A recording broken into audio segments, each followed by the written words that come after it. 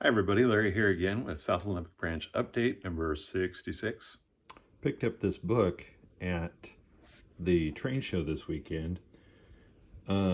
It's not specifically BN, it's got pictures from the Columbia River and also from places in California and the Midwest. So it was a used one and got it pretty cheap. So that was an interesting buy. It'll be entertaining to look through that. And I needed some new files. I had bought some off of Amazon, and the description really wasn't very good. And so I ended up with some files that I couldn't use. Totally not the right thing for what I want to do, which is I'm planning on using those for working on track. And these as well. And really, these files were not more expensive than Amazon.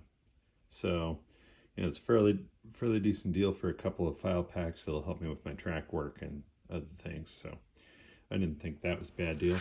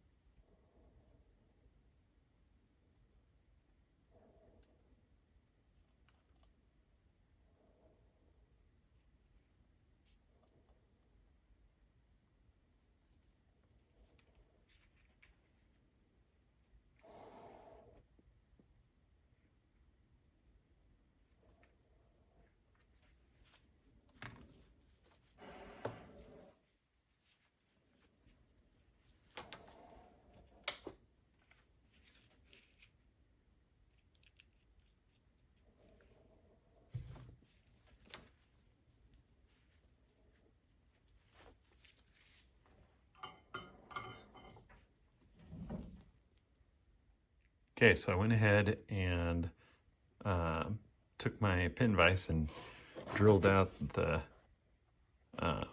throw motor here piece for a 025 and throw rod. And then I actually modified this tortoise a little bit so that I could have two tortoises closer together up there.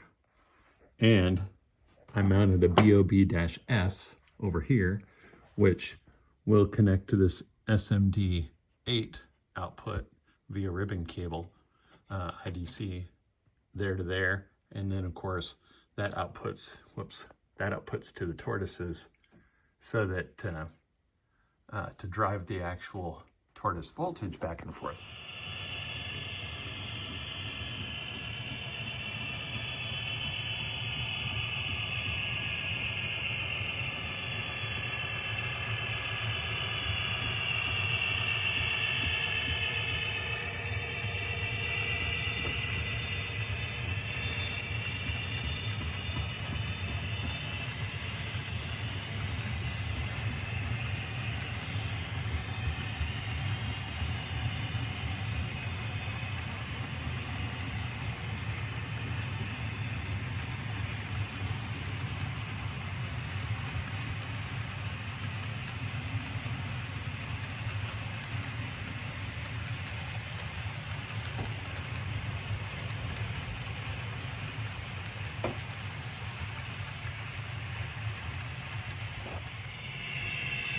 coming up the grade, we find that this train is just a little too much for the locomotive, and I had to add more power to get it up the helix.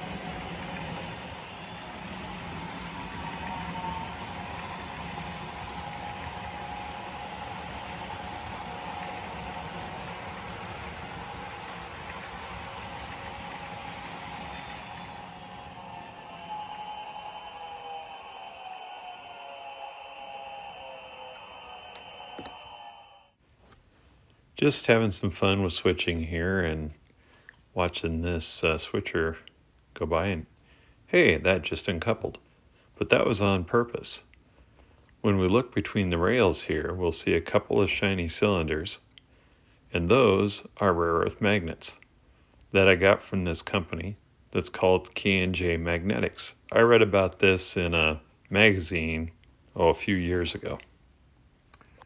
Something else about the video we just watched was that there's been a little progress on the rails up here. That being that I've actually installed tortoises underneath those two turnouts right there. And I've wired the track over here. So we got some power. I gotta try not to hook up with that car because it has shelf couplers on it. And the person I got them from had nipped off the what do they call that? I don't know. Anyway, the little piece of metal, the trip pin, that's it. And well, I'm not that fond of shelf couplers anyway. So I'm gonna swap them out just like I did these other two cars.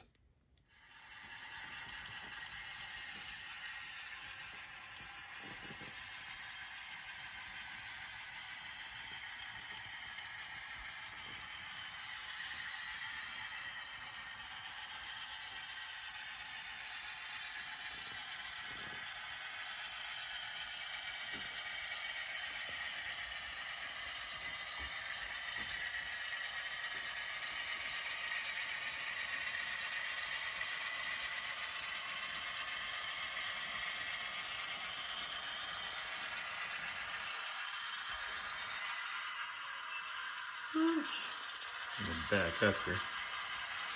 After all, I'm just testing this track at the moment.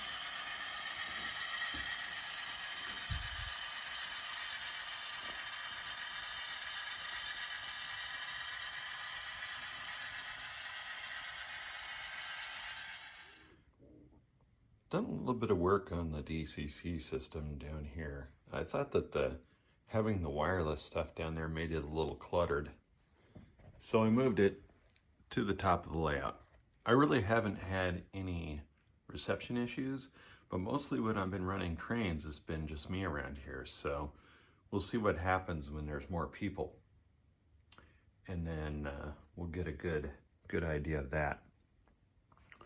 But in the meantime, I thought it just gave it more room. And over on the left, there's a PM74, which I had hooked up, but I haven't felt like it's working properly. And I'm going to have a phone call with Digitrax coming up here one of these days where we can talk about what might be going wrong with that.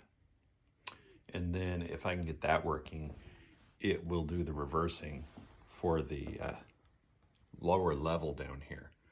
Right now, the DB220 has a reversing section set up on it, and that's doing the reversing for me. And that's doing a good job, but I wanted it configured a little bit differently. So I'm going to work on that. And I've got some people coming over today to check out the layout, so I'm trying to kind of clean things up around here.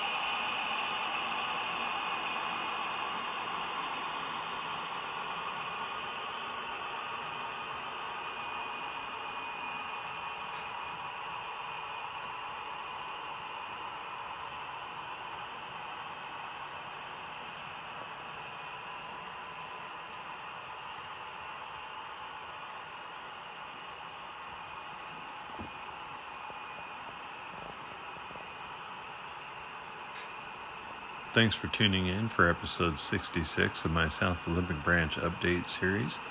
Until next time, stay safe and have fun with your trains out there.